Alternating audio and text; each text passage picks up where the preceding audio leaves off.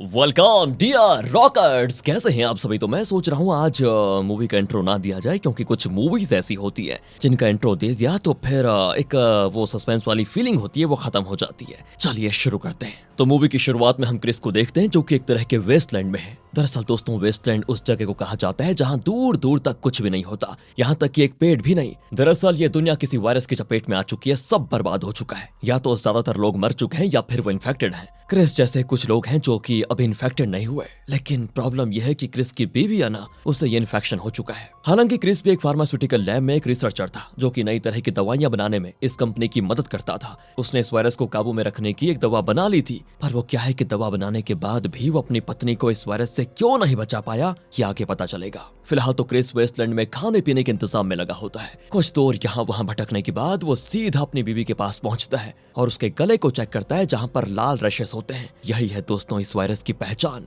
जिसके भी गले में रशेस होते हैं मतलब वो वायरस से ग्रसित है। अपनी बीवी के निशान को देखने के बाद क्रिस अपने पास से एक खास तरह का पौधा निकालता है जिसमें नीले रंग के फूल खिले होते हैं। उनमें से एक फूल को पीसकर क्रिस उसका एक रस निकालता है और अना के गले में लगा लेता है ताकि उसका ये इन्फेक्शन कंट्रोल में रहे। लेकिन अना दिखने से दोस्तों काफी ज्यादा बीमार लग रही है। क्रिस तो दिन प्रतिदिन आंधी तूफान और भूख प्यास का सामना करके आगे बढ़ता जा रहा होता है। वो अपने पौधों को भी साथ लेकर चल रहा होता है ताकि वो अना को बचा पाए। एक दिन अना और क्रिस को ऐसे ही भटकते भटकते एक आदमी की लाश मिलती है। क्रिस चेक करता है तो ये आदमी भी इन्फेक्टेड होता है। इसकी भी मौत शायद वायरस के कारण हुई थी। तो क्रिस उसके पास पड़े बैग को चेक करने लग जाता है और अना उस आदमी के हाथ में एक शंख को देखकर उसे ले लेती है। उसे उस शंख को कान में लगाने पर ऐसा एहसास होता है जैसे कि मानो वो किसी बीच पर हो। तो इसी बीच क्रिस को उस आदमी के बैग से गन मिलती है जिसमें कुछ गोलियां बची थी। वो उस गन को अपने पास रख लेता है कि कहीं काम आएगी। इसके बाद दोनों आगे बढ़ जाते हैं। एक जगह तो ये लोग रात में कैंप लगाकर वहीं पर रुकने का फैसला करते हैं, जहां पर रात के वक्त अचानक से अना की तबीयत बिगड़ जाती है। तो ये देखकर क्रिस जल्दी से उठकर अपने पौधे से फूल निकालकर उस रस को अना के गले में लगा लेता है ताकि उसे आराम मिल जाए। इसके बाद जब क्रिस अचानक से बाहर की तरफ देखता है तो उसे दूर कोई खड़ा दिखता है दोस्तों,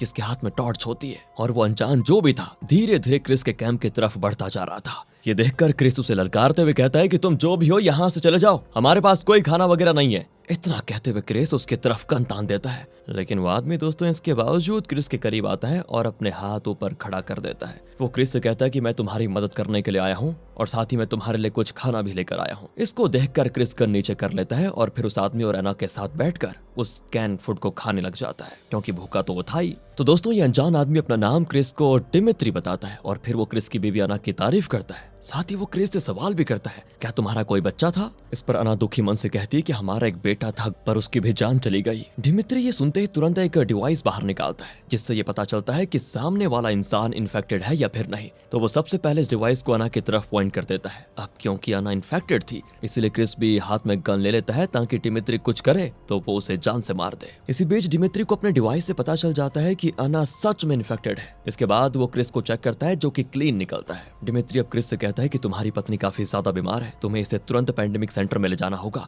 वहाँ ये बची रहेगी और इन्फेक्शन आगे नहीं फैलेगा। लेकिन क्रिस को ये मंजूर नहीं होता, वो डिमित्री को साफ इंकार कर देता है। डिमित्री कहता है कि क्रिस तुम मेरे साथ मिलकर इस चीज को रोक सकते हो, अभी मेरे साथ चलो। तो क्रिस तो डिमित्री को गन दिखाते हुए कहता है कि हम रात में सफर नहीं करते और तुम जहाँ से आए हो वहीं चले जाओ चुपचाप। मैंने अपना बच्चा खोया और अभी कुछ और नहीं खो सकता। यहाँ डिमित्री को ना चाहते हुए भी जाना पड़ जाता है। अब उसके जाने के बाद अना लेटी होती है तो उसे एक म्यूजिक सुनाई देता है। ये असल में एक साउंड बॉक्स था जो कि जाहिर है क्रिस को उसके बच्चे की याद दिला रहा है। साथ ही क्रिस के पास पेपर से बनी हुई बर्ड भी होती है जिसको देखकर वो रोने लग जाता है और ये सब कुछ अना भी चुपचाप सुन रही होती है। ये सीन आगे चेंज होता है और सुबह हो जाती है। क्रिस भी शायद दोस्तों अपने बच्चे को याद करते करते सो गया था। वो उठता है और बगल में लेटी अना को उठाने की कोशिश करता है, पर अब शायद अना कभी नहीं उठेगी क्योंकि वो मर चुकी थी। अपनी बीवी को लाख कोशिश के बाद भी दोस्तों क्रिस बचा नहीं पाया। वो अना से लिपट कर रोने लग जाता है। इसके बाद वो अना की लाश को दफना देता है। अब क्योंकि वो अकेला हो गया था इसीलिए वो यूं ही चलने लग जाता है। कुछ आगे चलकर क्रिस को एक तालाब जैसा कुछ मिलता है जिसके पानी को वो पीने लग जाता है। तभी वहां उसकी नजर एक पौधे पर पड़ जाती जो कि पानी के अंदर से बाहर निकलता है। क्रिस तुरंत उसकी तरफ बढ़ता है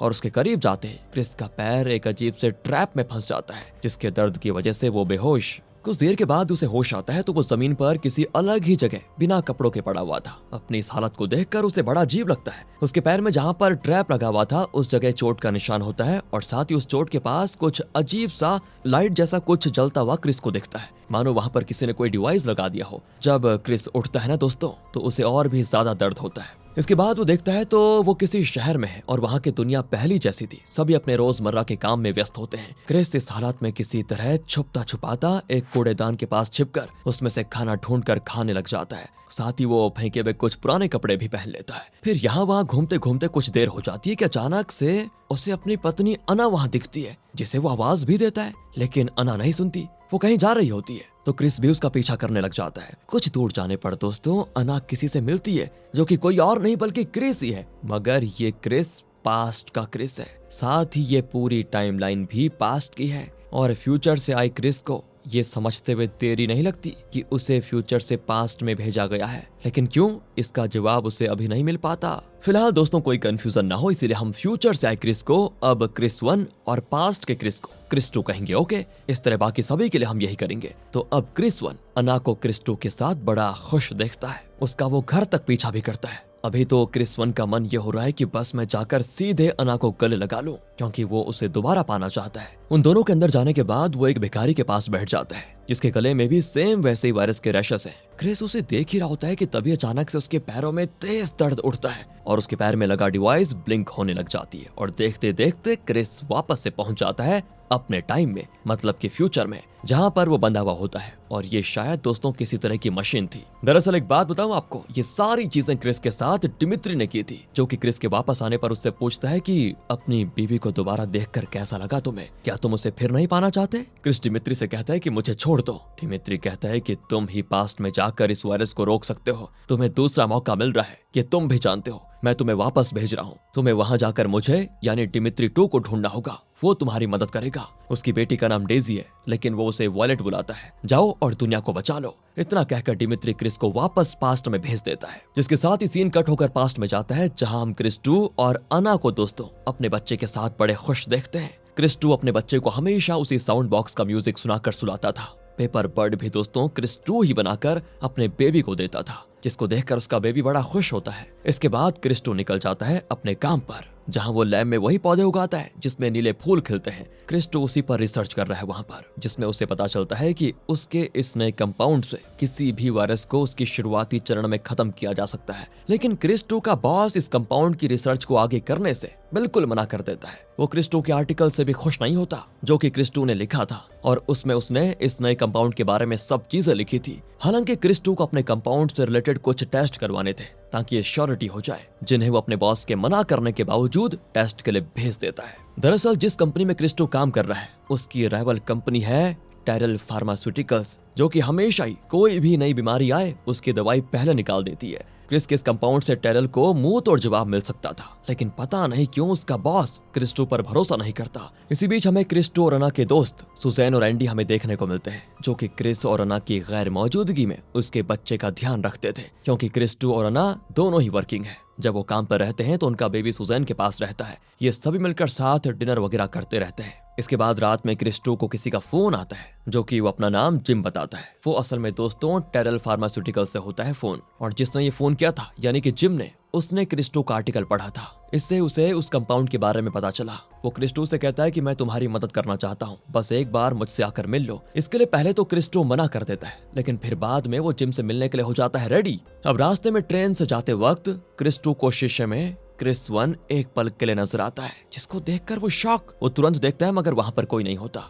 मगर दोस्तों हम तो समझ पाते हैं कि क्रिस 1 क्रिस 2 का पीछा कर रहा है। फिलहाल क्रिस 2 जाकर जिम से मिलता है, जो कि क्रिस 2 से कहता है कि देखो, जो कंपाउंड तुम्हारे पौधे से निकलता है, उससे एक नए वायरस से लड़ने में हमें मदद मिलेगी। मैंने तुम्हारा आर्टिकल पढ़ा है, जानते हो जानवरों में एक नए तरह का वायरस फैल रहा है, जो कि उनकी जान ले रहा है। अगर ये वायरस इंसानों को होने लगा तो जल्दी इससे काफी सारे लोग मारे जाएंगे। तो तुम्हारा ये कंपाउंड उनकी जान बचा सकता है। बस इसके लिए तुम्हें हमारी कंपनी को ज्वाइन करके हमारे लिए काम करना होगा। क्रिस 2 कहता है कि ठीक है, मैं सोच के बताऊंगा। इस पर जिम उसके पॉकेट में अपना कार्ड डालकर कहता है कि जब जरूरत लगे तो कॉल कर लेना, हम तुम्हारी मदद करना चाहते हैं। क्रिस 2 यहाँ से निकल जाता है बिना कोई जवाब दिए। इसी वक्त दोस्तों उसके पीछे क्रिस 1 भी है, जो कि उसका मेट्रो तक पीछा करता है। फिर वो क्रिस 2 के जाने के बाद वहां से जाता है। अगली सुबह क्रिस 1 पहुंचता है डिमित्री 2 के पास, मतलब इस समय के डिमित्री के पास। वो डिमित्री 2 से कहता है कि मुझे आपने, मतलब आपके ही फ्यूचर वाले वर्जन ने आपसे इस वर्जन में मिलने के लिए भेजा है, पास्ट में। मुझे आपसे मदद चाहिए। उसकी इन बातों को डिमित्री 2 मजाक में टाल देता है, कहता है क्या बकवास कर रहे हो। वो क्रिस 1 को पागल समझकर वहां से जाने लग जाता है। तो क्रिस 1 कहता है कि आपको एक बेटी है ना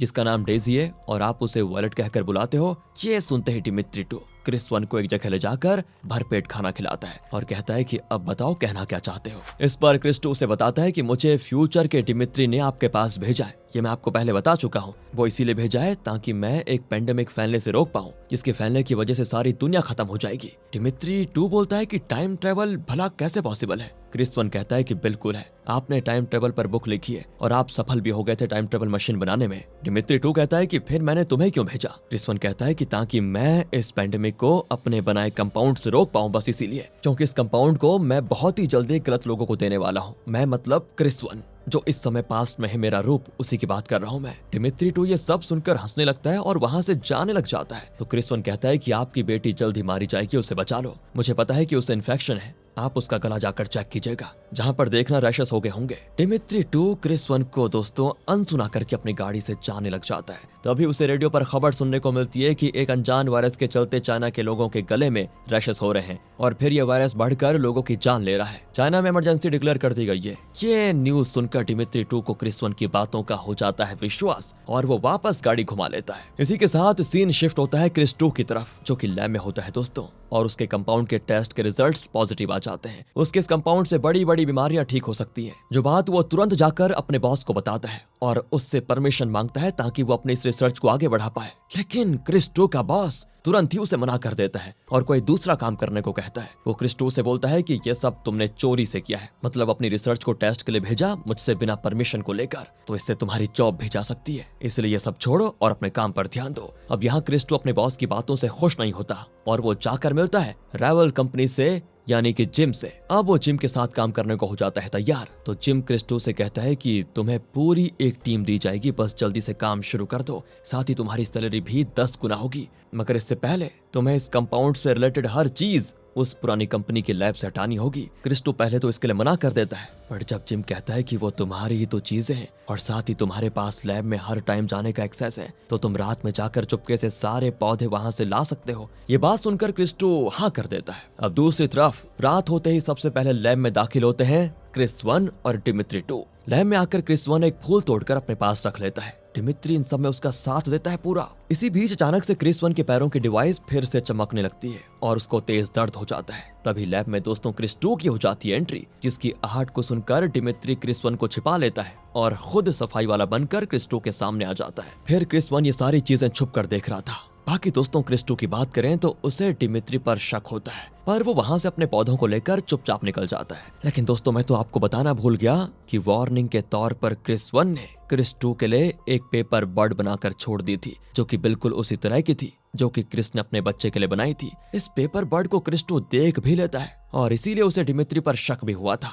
बाकी दोस्तों क्रिस 1 इसके जरिए क्रिस 2 से इतना कहना चाहता था कि वो जो भी करने जा रहा है वो बिल्कुल सही नहीं है। खैर अगली सुबह क्रिस 1 खुद को डिमित्री 2 के घर पर पाता है, जहां वो पहली बार डिमित्री की बेटी डेजी को देखता है, जो कि शायद फ्यूचर में इन्फेक्शन की वजह से जिंदा नहीं रह पाएगी। डिमित्री 2 क्रिस 1 को बताता है कि तुम्हारे पैर में एक ऐसी चीज लगी है जिसकी वजह से कोई तुम्हें ट्रैक कर रहा था, साथ ही यही चीज तुम्हें दर्द दे रही थी। फिलहाल दोस्तों क्रिस 1 लैब से लाए फूल के रस से कंपाउंड बनाकर डेजी के गले के इन्फेक्शन पर लगाता है, जिसके बाद डिमित्री डेजी को उसके स्कूल छोड़ता है और उसके गले का इन्फेक्शन इतनी देर में ठीक भी हो गया था। अब स्कूल से वापस लौटते वक्त क्रिस 1 डिमित्री के सवाल करने पर बताता है कि ये दवा वायरस के शुरुआती चरण में कारगर है सिर्फ, बाकी इस दवा को इसलिए नहीं मार्केट में लाया गया क्योंकि कुछ फार्मास्यूटिकल्स कंपनी बस फायदा बनाना चाहती थी और उन्होंने जानबूझकर वायरस को फैलने दिया, जिस वजह से सब कुछ हाथ से निकल गया। डिमित्री भी बातों ही बातों में क्रिस से कहता है कि मेरी बीवी की मौत भी कैंसर से हो गई थी, काश उसे मैं वापस ला पाता। तब क्रिस 1 भी कहता है कि मेरी बीवी यहीं पर है मगर फ्यूचर में उसकी मौत हो चुकी है। डिमित्री 2 से कहता है कि तुम अपनी बीवी से ना मिलो तो ये अच्छा होगा, क्योंकि जिस पल तुम यहाँ आए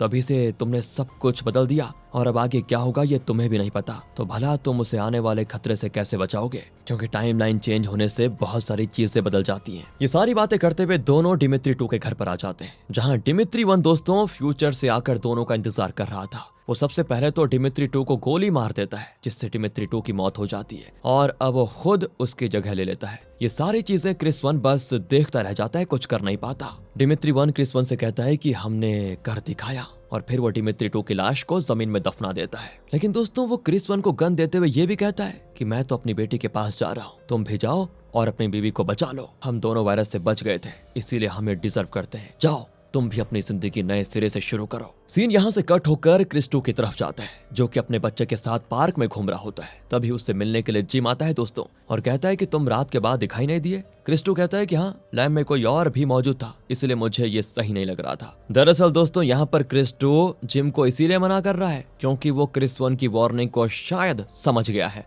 इसीलिए उसने अपना फैसला बदल लिया। यानी कि दोस्तों वो जिम के लिए भी काम करने से मना कर देता है, जिस पर जिम उसे कहता है कि तुम अब पीछे नहीं हट सकते, हमने वायरस रिलीज कर दिया है। ये क्या? ये बात दोस्तों क्रिस 2 को भी बड़ी अजीब लगती है, मगर क्रिस 2 उसकी बातों को नजरअंदाज करके वहां से चला जाता है। अब हम क्रिस 1 को देखते हैं, जो कि अपने हुलिये को क्रिस 2 की तरह करके सीधे जाकर मिलता है अना से। फिर वो अना को अपने साथ लैब लेकर जाता है। दरअसल दोस्तों अना के भी गले में इन्फेक्शन की वजह से रैशेस हो गए थे, तो शायद उसी की वजह से इनके बच्चे को इन्फेक्शन हुआ होगा और उसकी पहले मौत हो गई थी। साथ ही क्रिस 2 लैब से कोई भी पौधा लेकर नहीं गया था, तो उन्हीं पौधों से फूल को तुरंत कंपाउंड बनाकर क्रिस 1 अना के गले में लगाता है। इसी बीच दूसरी तरफ क्रिस 2 जब अपने बच्चे के साथ घर में होता है, तब उसे वही पेपर बर्ड दिखती है, तो उसे याद आ जाता है कि लैब में उसके लिए ये कोई छोड़ कर गया था। तो वो तुरंत अपने बच्चे की जिम्मेदारी सुसैन को देकर वहां से लैब की तरफ चल पड़ता है। इधर लैब में क्रिस का बॉस और जिम दोनों आ जाते हैं, क्योंकि उन दोनों ने हाथ मिला लिया है और दोनों मिलकर सप्लाई और डिमांड को कंट्रोल करना चाहते हैं, ताकि दोनों कंपनीज इस मौके का फायदा उठा सके। एक के पास वायरस था तो दूसरे के पास उसका इलाज, मतलब क्रिस का बनाया कंपाउंड या पौधा दोस्तों, जो भी आप कहना चाहें,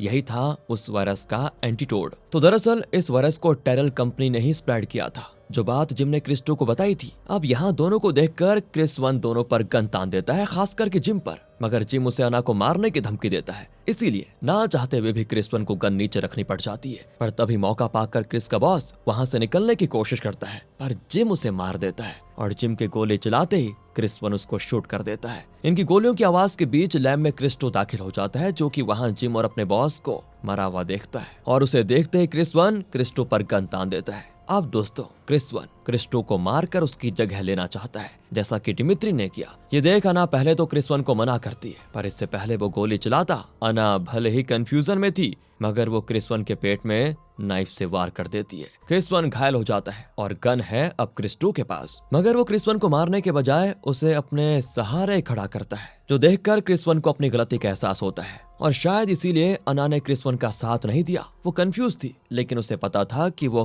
किस क्रिस की बीवी है। क्रिस 1 अब क्रिस 2 से कहता है कि अपनी बीवी और बच्चे का हमेशा ख्याल रखना, और फिर वो चला जाता है। वो डिमित्री की तरह खुद गर्ज नहीं था, उसने वही किया जो सही था, क्योंकि वैसे भी ये क्रिस 1 का ना वक्त है और ना ही जगह, यहाँ उसकी कोई जगह नहीं है। यही चीज अब क्रिस 1 समझ चुका था। फिर उसको हम एक ट्रेन में देखते हैं, जहाँ पर उसके घावों से लगातार खून बह रहा होता है और शायद यहीं पर उसकी मौत हो जाती है, क्योंकि लास्ट सीन में हम उसे एक बीच पर देखते हैं, जहाँ उसे वही शंख दिखता है जो कि अना ने एक लाश के हाथ से शुरुआत में लिया था। यहीं पर दोस्तों मूवी खत्म हो जाती है। वेल, अगर आपको वीडियो अच्छी लगी हो, स्टोरी अच्छी लगी हो, एक्सप्लेनेशन अच्छा लगा हो, तो लाइक कीजिए, चैनल को सब्सक्राइब ध्यान रखिएगा अपना, and finally thanks for watching.